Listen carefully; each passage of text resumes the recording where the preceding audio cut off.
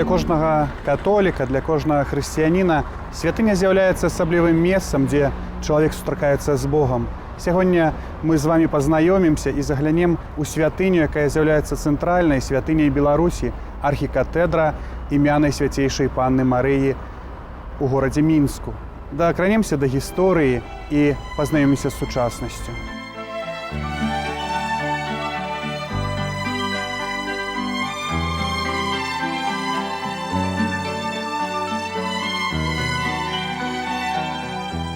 Асноўныя этапы першапачатковай гісторыі касцёла вельмі дынамічныя. У 1700 годзе пачатак будаўніцтва святыні. У 1710 годзе касцёл асвяціў біскуп Бжастоўскі.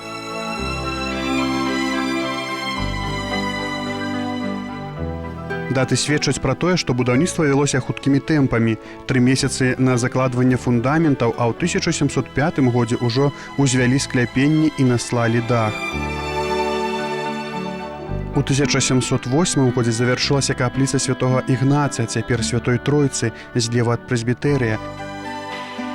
У 1700 годзе быў закладзены вуглавы камень уже пад гэты касцёл, і ў 1710 годзе 16 сакавіка ён быў кансакраваны у імя пана Езуса, Найсвяцейшай Марыі Панны і святой Барбары.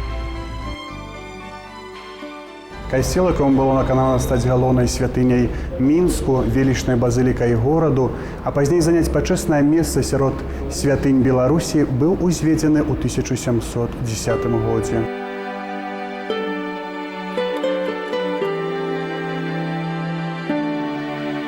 У 1719 годзе будавалася капліца пана Езуса з правага боку ад прэзбітэрыя, дзе павінна былі знаходзіцца рэліквіі святога Феліцыяна.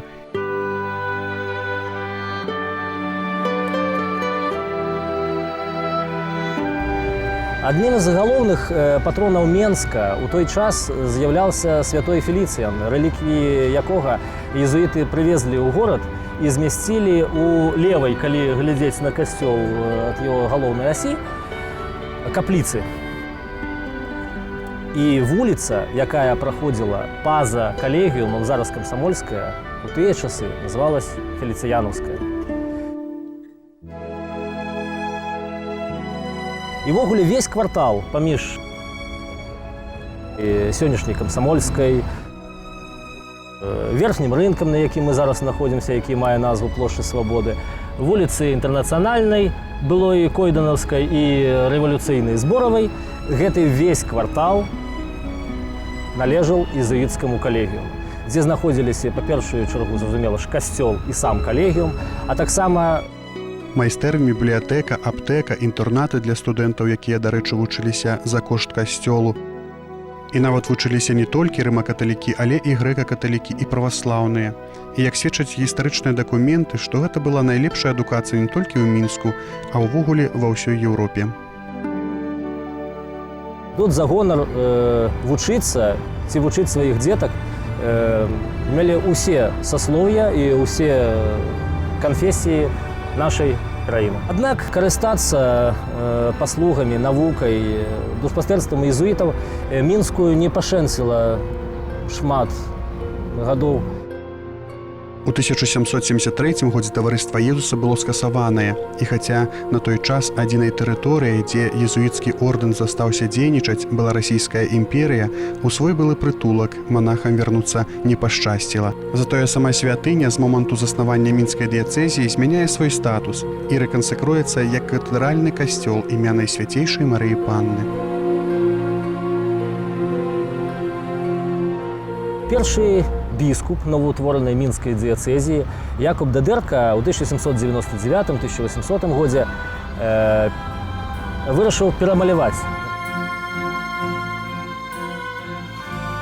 Першапачатковыя роспісы, якія сёння можна ўбачыць пасля рэстаўрацыі на скляпеннях касцёла, былі зроблены ў другой палове 18 стагоддзя, ў 1770-е гады Казімірам Анташэўскім, знатным, выдатным майстрам свайго стыля. І яны у внутри представлены больше в таких розовых, пастельных, шэрых тонах. Шмат што было перамалявана заново у стылі, больш класіцызму, нават ёсць такой тэрмін станіславаўскі класіцызм, таму што апошнім каралём Рэчы Паспалітай з'яўляўся Станіслаў Аўгуст Панітоўскі, і ў яго часы яго правлення был папулярен, модны был стыль пераходу ад барока да класіцызму. І вось менавіта ў гэтым стылі Якаб Дедэрка і загадаў перамаляваць амаль увесь касцёл. Цэнтральнае месца ў галоўным алтары заўсёды займаў абраз Марыі. Першая яе выява была створана відавочна манахам-езуітам, мастаком Якубам Брэдзерам у 1721 годзе.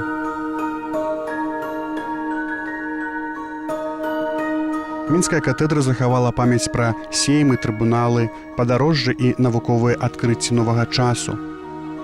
Напрыклад, у касцёле вядомы беларускі мастак 19 стагоддзя Ян Дамель праводзіў эксперыменты, падобныя да доследаў Леанарда да Вінчы, шукаў форму праз яе выяўленне святлом. У час стварэння карціны «Святы Пётр» Дамель у цемры памяшканняў дольнага касцёла вывучаў узаемадзеянне прадметаў і святла з дапамогай свяцільнікаў.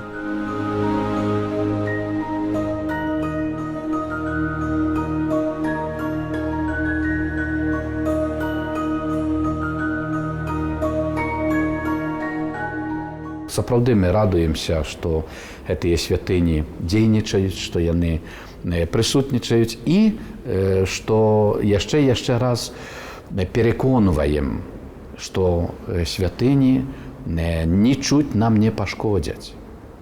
Так, як і нашым прадзедам, бацькам, родным. Тому што чалавек распачынае думаць аб вечным, аб духоўным. Так што гэта ўсё дзейнічае сапраўды з Божым благаславленнем. У гісторыі святыні ўпісаны імёны многіх грамадскіх і культурных дзеячаў Беларусі 17-19 стагоддзяў. Гэта прадстаўнікі некалькіх пакаленняў дваранскіх родаў: Сангушкаў, Завішаў, Бжастоўскіх, Ваньковічаў, Радзівілаў, Салагубаў, Агінскіх. Выхадцы з дома Ваньковічаў былі ксяндзамі ў касцёле і далі беларускай культуры вядомага майстра жывапісу Валенція Ваньковіча. Гэты Божы мір, спакой, ён прыходзіць да нашых сэрцаў і сем'яў народа праз нашыя храмы, цэрквы, касцёлы. І, пэвна, гэтая святыня, яна налічвае сотні гадоў. Мы радуемся, што святыні нас ідуць в такім адраджэнні і толькі з той надзеяй, дай Божа, каб і пакаленні, людзі таксама адраджаліся духоўна. У 1917 годзе Мінская дыяцэзія аднаўляе сваё дзеянне. Біскупам быў прызначаны ксёндз Зыгмунд Лазінскі, які яшчэ ў 1905 годзе быў пробашчам касцёла імя Найсвяцейшай Панны Марыі. Гэты святар самааддана служыў вернікам і касцёлу. Своеасаблівым сімвалам адраджэння стала з'яўленне над вежай былога калегіума адрэстаўраванага барочнага купала. Але ўжо ў 1920 годзе біскуп Лазінскі быў арыштаваны і высланы тагачаснымі ўладамі. У 1934 годзе катэдральны касцёл зачынілі. Гэтая святыня, яна налічвае сотні гадоў. Але, быў такі перыяд, такі час, што храмы былі ўсе закрытыя і, проста людзі не мелі магчымасці дзе маліцца і сваю такую духоўную падпітку атрымаць. Пэўна, шукалі в розных іншых мясцінах. Не было дзе маліцца, сабіраліся і ў хатках, і ўсяк сабіраліся, маліліся, дзе толькі маглі. Ездзілі на Ушу. У час Вялікай Айчыннай вайны дзве вежы касцёла аказаліся своеасаблівай брамай сталіцы Беларусі. Сведка гэтай падзеі беларускі жывапісец Валянцін Волкаў увасобіў гэты момант у карціне «Мінск» 3 ліпеня 1944 года. Падчас вайны касцёл імя Найсвяцейшай Марыі Панны нядоўгі час дзейнічаў, але ў 1947 годзе катэдру зноў зачынілі.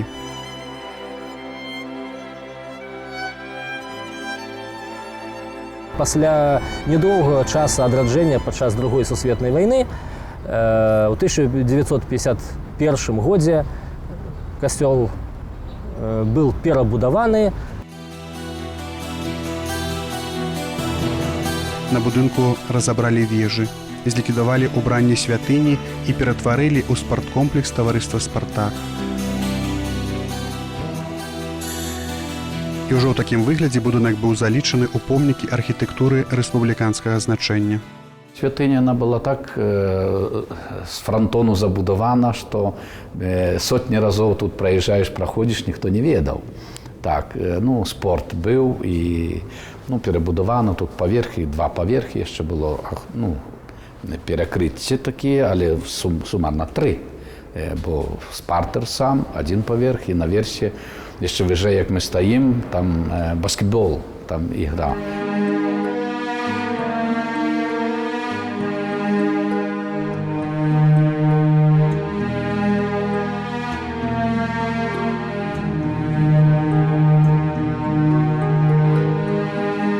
Перед костелом мы столько и мокли, и, Боже, едя троллейбус, и сигнались, смеялись, я знаю, что мы стояли на крыльце, и снег, и ксёндз Владыслав Завальнюк у шапце, в рукавицах, мороз страшал, деточек хрестили у ларочки, обогревали плиточками и хрестили деток в этом ларочке.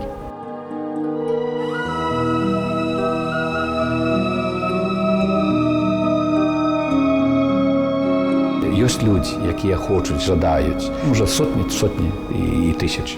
Трэба было хадзіць, трэба было пераконваць. Напэўна, тыя часы яшчэ, то гэта ўсе апеляцыі былі да Масквы.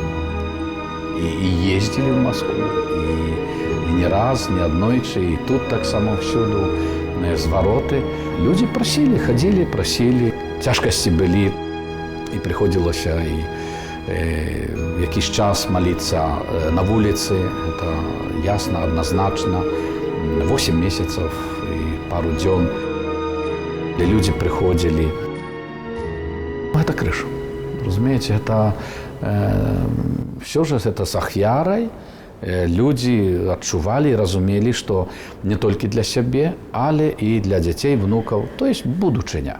Разам з крахам савецкай сістэмы надышоў канец і вандалізму. Ужо на пачатку 1990-х гадоў на 3-м паверсе пад самымі скляпеннямі пачалі адбывацца першыя набажэнствы. 15 снежня 1993 года будынак касцёла цалкам перадалі вернікам. І 5 лютага 1994 года 4-метровы крыж над святыняй абвясціў пра гэта ўсяму гораду.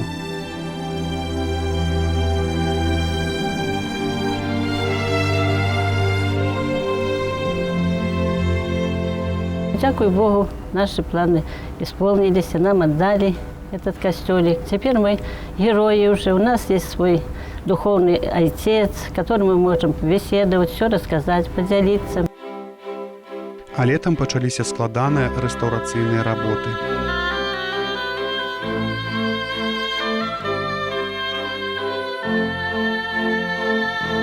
Рэстаўратары ішлі на такі цікавы ход сумяшчэння на адным сцяне, на адным скляпення розных частак гэтай гістарычнай праўды.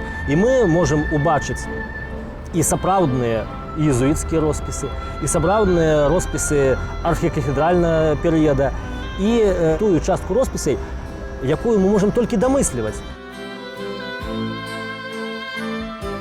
Зноў над горадам паліўся перазвон касцёльных званоў, як сімвал адраджэння, ачышчэння і надзеі.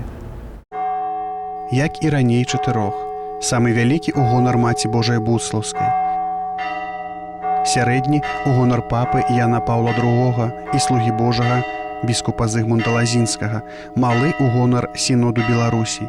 Яны размяшчаюцца па адным у вежавых ярусах. Шэдэўр усходняй Еўропы – гэта фрэскі. Дрэўнія фрэскі аднаўляліся мастакамі літаральна па міліметрах. 21 кастрычніка 1997 года катэдральны касцёл імя Найсвяцейшай Марыі Панны быў урачыста рэкансекраваны. Жывапіс на скляпеннях расчышчаны цалкам пакуль толькі ў прэсбітэрыі, астатняе толькі фрагментарна. Это клей животного происхождения, как правило. Связующее выветривается, уходит, там, впитывается, там, исчезает. И остается пигмент, который сыпется, как пастель. И поэтому даже раскрытие этой живописи на весу, можно сказать, делается, потому что достаточно коснуться рукой, чтобы смазать красочный слой. Здесь вот отмечено там зондаж Б, допустим, 7 слоев. Под 7 слоями лежит вот этот розовый красочный слой.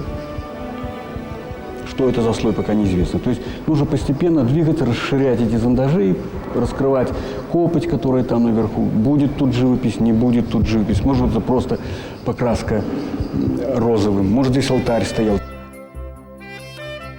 Цікавы таксама і адноўлены прыём у стылі ракако, што ідзе па перыметры завяршэння сценаў, у складкі, быццам гэта не камень, а лёгкая драпіроўка.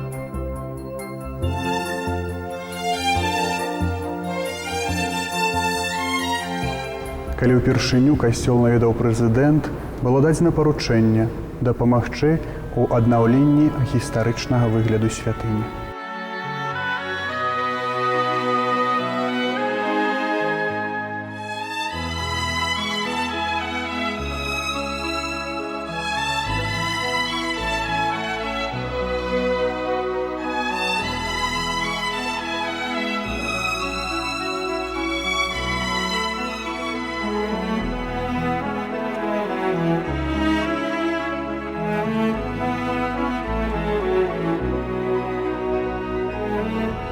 Снежня 2005 года адзначалася падзея, якая азнаменавала завяршэнне значнага этапа ў адраджэнні галоўнай каталіцкай святыні Беларусі.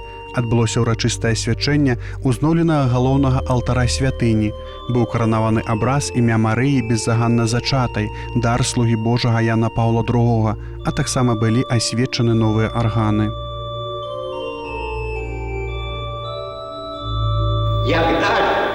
От папы Яна Павла II я отримав великий, намалюваний на полотне образ ім'я Марії беззаганно зачатої, який був освячений святим Отцом на площі Святого Петра у Римі 29 вересня 2004 года, і який тепер буде упригожувати головний алтар нашої святині.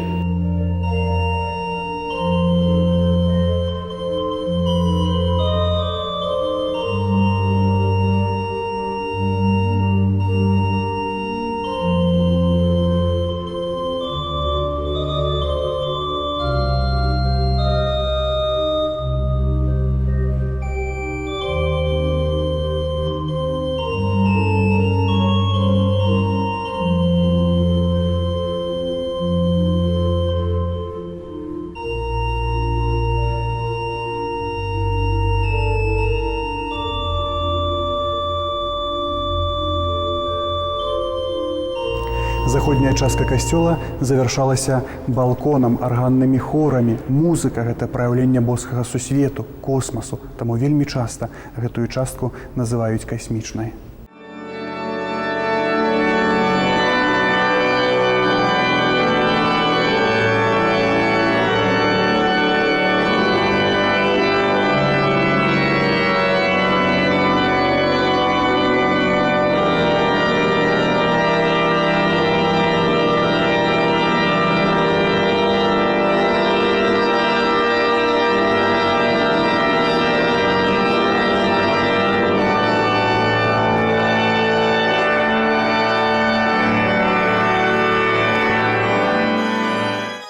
Сучасныя арганы перададзеныя касцёлу ў якасці дабрачыннай дапамогі ад біскупскай курыі дыяцэзіі Грац у Аўстрыі. На працягу 3 восеньскіх месяцаў 2005 года іх мантавалі на хорах мінскай катедры аўстрыйскія майстры. Арган у касцёле з'яўляецца душой. Натхняе, суправаджае, упрыгожвае сабой літургію. І гэты інструмент і ўзнёслы, і пранікнёны, і ўрачысты, і таямнічы, і містычны. І ўсё ў адным, у гэтым адзінстве разнастайных гукавых фарбаў.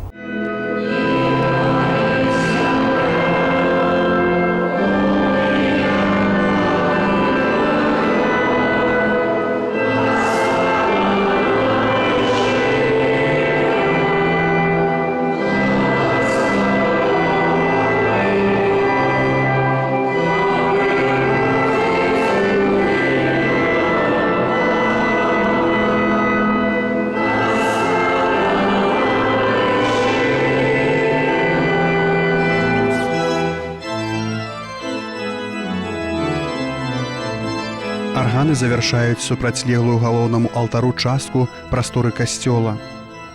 Мінская катэдра быццам бы здабывае свой голас. Гук, таксама як і колер адкрытых фрэсак касцёла, з'яўляецца сведчаннем велічнасці і старадаўнасці галоўнай каталіцкай святыні. Зараз запрашаю вас дакрануцца да гэтай прыгажосці.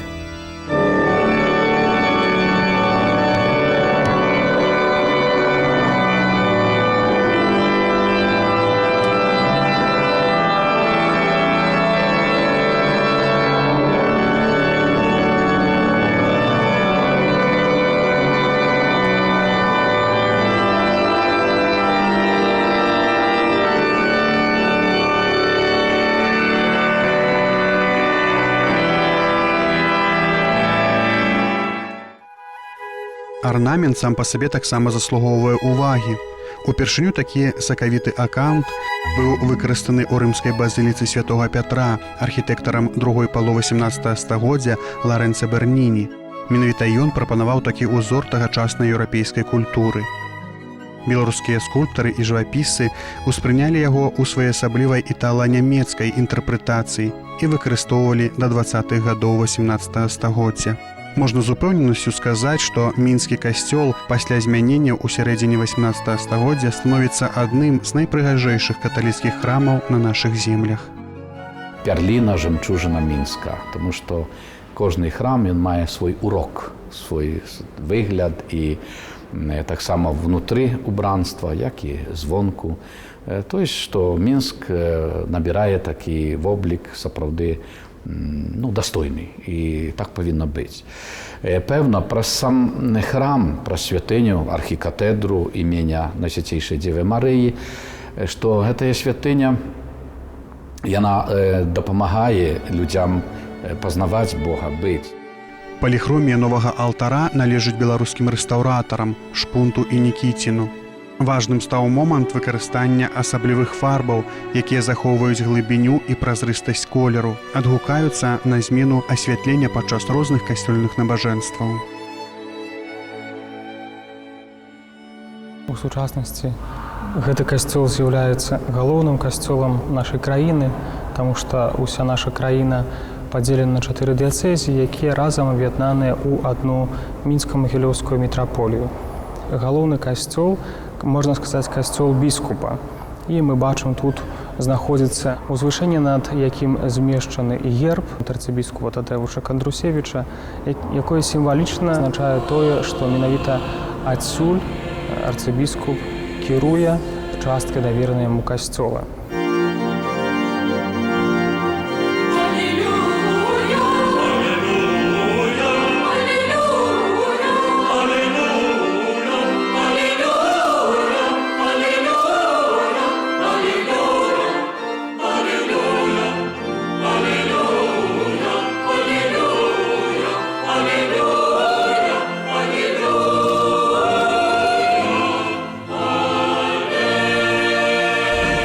Місія касцёла не змянілася, але толькі што касцёл надалей па-новаму прапаведуе. Можа быць, у сучаснасці гэта будзе больш звязана з тым, што касцёл будзе актыўна ўдзельнічаць у сродках масавай інфармацыі праз інтэрнэт, праз радыё, праз тэлебачанне, прапаведуючы людзям пра Хрыста, заключаючы гэта ў новыя формы, у новыя формулы, каб чалавек змог зразумець, што гэта яму патрэбна. Яму патрэбны Бог, яму патрэбна гэтая дарога да Бога. каб хтосьці яго навучыў усталёўваць кантакт з Богам, з бліжнімі і самім сабой. Наша перадача пра архікатэдральны касцёл у горадзе Мінску заканчваецца. Але я з вами не развітваюся, а кажу да наступных спатканняў, у часе якіх мы будзем адкрываць новыя старонкі нашых святынь і пазнаваць гісторыю нашай спадчыны. Няхай добры Бог благаславіць вам і вашым сем'ям, міру і супакою ў вашыя сэрцы. Жадаю, каб кожны з нас адкрыў сваю дарогу да святыні.